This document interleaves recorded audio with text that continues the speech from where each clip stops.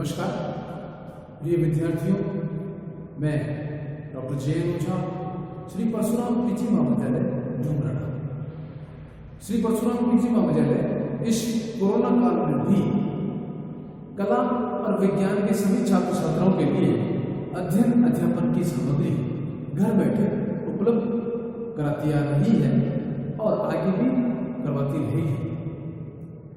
आप लोग WhatsApp, Facebook और यूट्यूब के माध्यम से अधिक इसे सब्सक्राइब, लाइक और शेयर करें।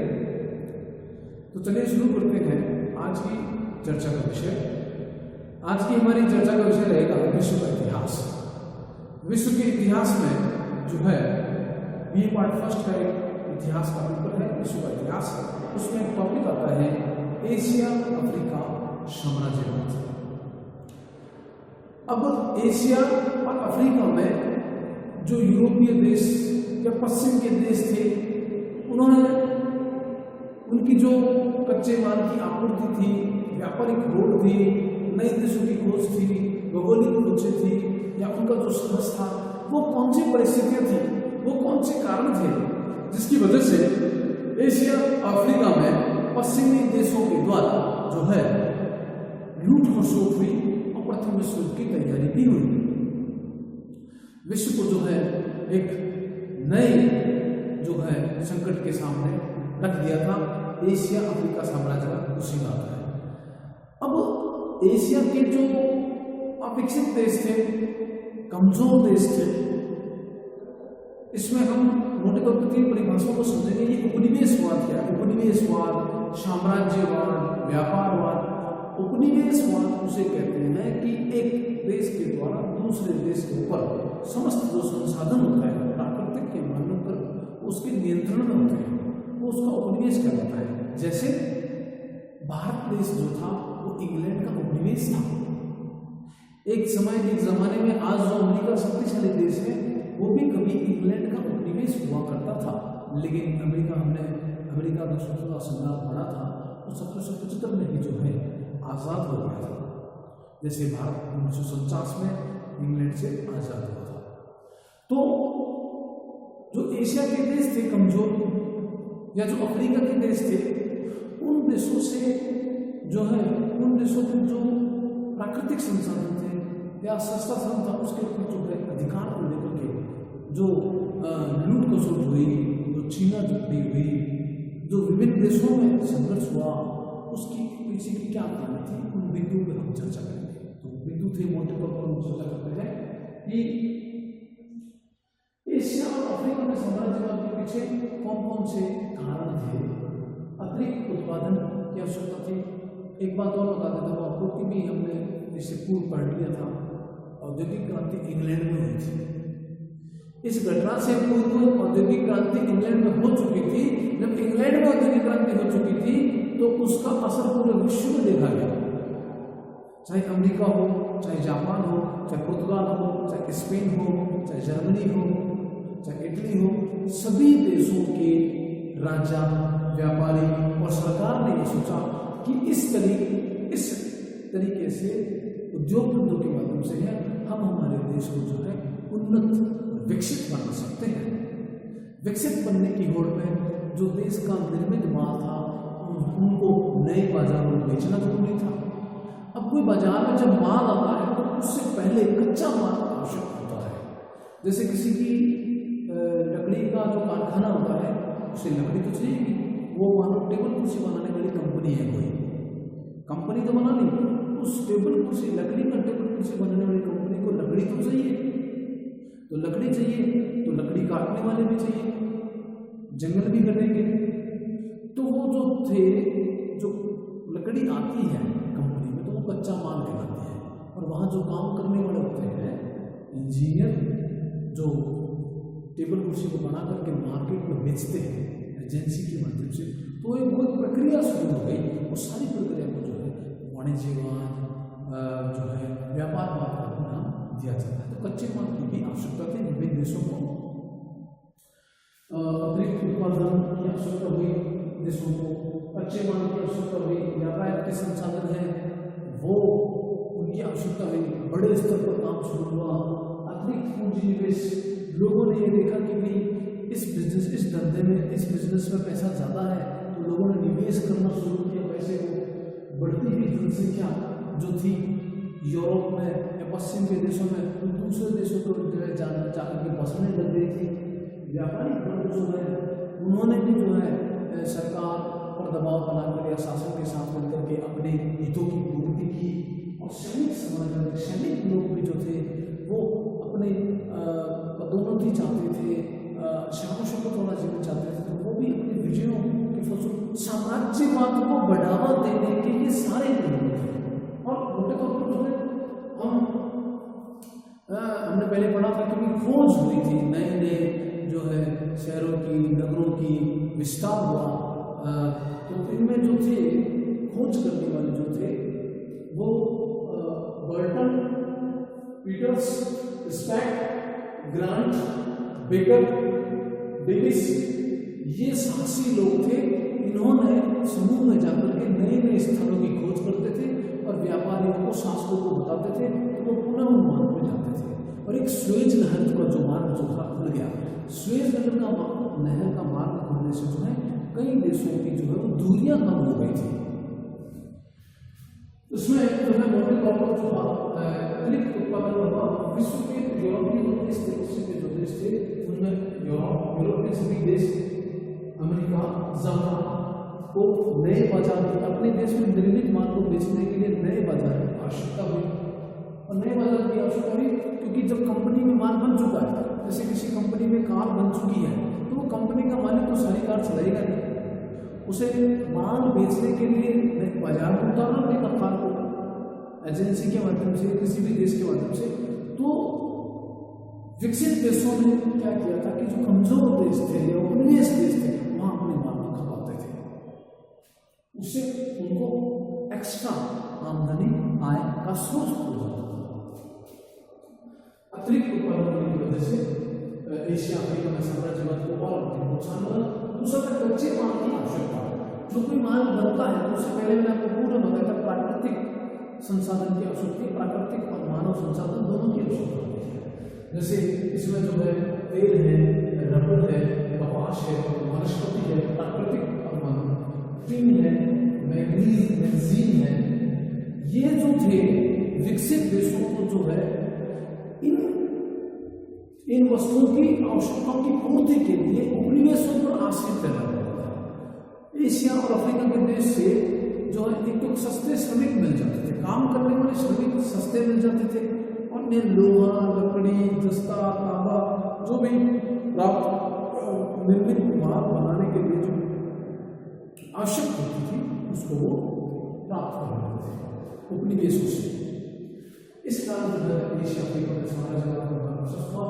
अगला बिंदु है कि यातायात के संचार साधन में इजाफा हुआ। जो पहले जलयान छोटे थे, बड़े स्तर पर हुए, उनमें जल मार्ग जो है छोटे होने लगे। स्वेज नहर के खुलने से जलपथ है, स्वेज नहर है।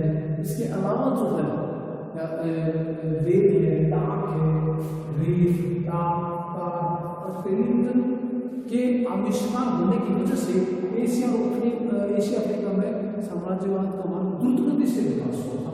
उपनिवेशों से जो माल है प्राप्त हो जाता था। जब कोई कंपनी अपना माल दूसरे देशों में, उपनिवेशों में बेचने जाती थी, तो वहां से जो है कच्चा माल है, चाहे मीट है, चाहे लकड़ी है, चाहे तेल है, वो प्राप्त हो जाता है। तो दोनों तरफा जो है किसी भी देश को है वो मुनाफा हो जाता था। जो शक्तिशाली देश था, ताकतवर जो देश था, पश्चिम के जो देश थे, अपने उपनिवेशों से कच्चा माल प्राप्त कर लेते थे। कच्चा माल भी प्राप्त हो गया, अपना माल भी उन्होंने बेच दिया, दोगुना लाभ हो जाता था, उपनिवेशों में माल प्राप्त हो जाता था। अतिरिक्त पूंजी निवेश, औद्योगिक क्रांति होने की जो क्या है, श्रमिक यदि किसी को मकान बनाना है, बड़ी इमारत बनानी है, तो काम करने वाले श्रमिक, उपनिवेशों में जो काम करने वाले श्रमिक थे वो सस्ती कीमत पे मिल जाते थे। जब सस्ती कीमत पे काम करने वाले मिल जाते थे तो बड़े बड़े जो व्यापारी होते थे वो मुनाफा कमा लेते थे उससे, उनको कम कीमत पे काम करवा करके अपना मुनाफा कमा लेते थे। ऐसा ही उपनिवेशों में होता था। उपनिवेशों में काम करने वाले चाहे खान में है, चाहे मीलों में है, चाहे कोयले की मील है, चाहे पत्थर की मील है, उसमें सस्ते श्रमिक होते थे। सस्ते श्रमिक उनसे काम करवा करके माल ढुलाई करवा देते थे और लाभ मुनाफा कमाते थे। और बढ़ती हुई जनसंख्या की वजह से भी एशिया अफ्रीका के समाज में मानव कैसे कि इंग्लैंड, जर्मनी, नीदरलैंड, ऑस्ट्रिया और इटली जो देश थे, इन देशों में जो है, इन विकसित देशों में जो है जनसंख्या जो है 18वीं औद्योगिक क्रांति के पश्चात जो है 2 गुनी 3 गुनी हो गई थी। तो इन देशों के लोगों ने क्या किया था कि कुछ सैनिक अधिकारी बन करके, कुछ प्रशासनिक अधिकारी बन करके, कुछ व्यापारी बन करके विभिन्न देशों में उन्होंने यात्रा की, माल बेचा, अपने देश का प्रचार प्रसार किया। तो जो जनसंख्या का दबाव था किसी देश के ऊपर था वो वहां न उतर के कहीं और चला कन्वर्ट हो गया। तो ऐसे उपनिवेशों में ये लोग सैनिक अधिकारी बन करके व्यापार नई शुरुआत करने के लिए जाकर के बसे और उनको उस देश के शासक और सरकार का सहयोग भी था। इस वजह से एशिया अफ्रीका का व्यापार बढ़ा। व्यापारी वर्ग का क्या होता था? व्यापारी वर्ग जो था वो धर्म में साम्राज्यवाद और व्यापार को प्रोत्साहन देता था, नवीन खोज करता था। जब भी कभी भी कोई नया निवेश, कोई नई कंपनी, कोई नया जलयान या कोई नया मार्ग खोज होती थी तो उसमें ये वो तुरंत पैसा देने के सहयोग करते थे। यदि किसी काम करने वाले उत्साही को, साहसी को यदि सहयोग मिल जाए थोड़ा सा तो वो और अधिक काम कर सकता है, उसको प्रोत्साहन मिलता था, व्यापारी लोग उनको देते थे, धन देते थे। उस वजह से जो है इस साम्राज्यवाद के मान में और अधिक विकास हुआ। सैनिक साम्राज्य में जो सैनिक होते थे वो अपने देश के साम्राज्य के बढ़ाना चाहते थे, अधिक से अधिक उपनिवेश नियंत्रण करना चाहते थे, अपने सैनिक शक्ति के बल पर अधिक से अधिक उपनिवेश बनाना चाहते थे, क्योंकि सैनिकों को बदले में सरकार और राजा के द्वारा पदोन्नति मिलती थी। उनके शासक जिनको भी शासक, सरकार और शासक से उनको सहयोग प्राप्त होता था। जब वो सैनिक विजय करके लौटते थे तो वो जो सरकार थी, राजा था, उसको प्रोत्साहन प्राप्त होता था। इस वजह से भी जो है वो एशिया और अफ्रीका में साम्राज्यवाद का मानव प्रशस्त हुआ, प्रोत्साहन मिला।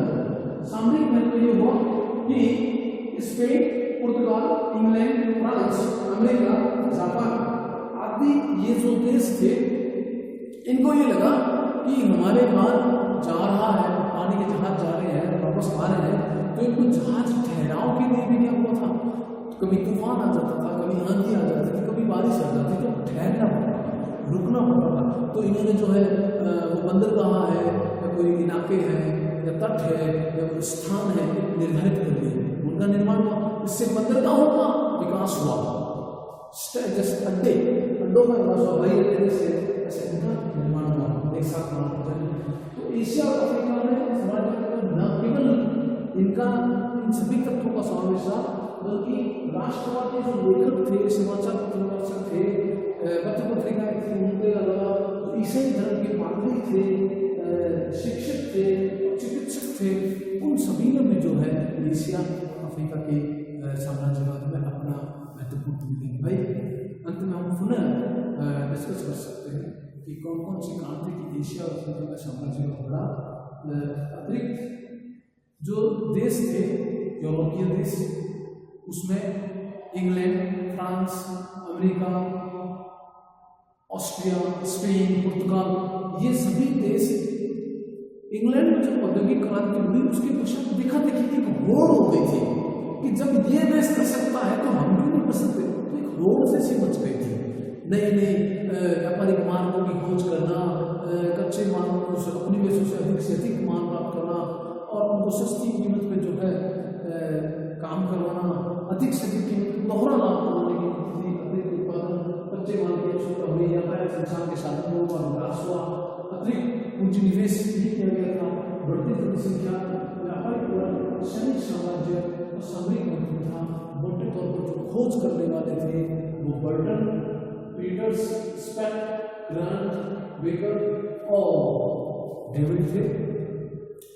इतिहास के एक नए विषय के साथ कल फिर हम चर्चा करेंगे। तब तक आप अपने इस कोरोना काल में घर बैठे श्री परशुराम पीजी महाविद्यालय व्हाट्सएप, फेसबुक और यूट्यूब के माध्यम से देखते रहिए। अधिक से अधिक सब्सक्राइब, लाइक, शेयर करें। धन्यवाद। जय हिंद।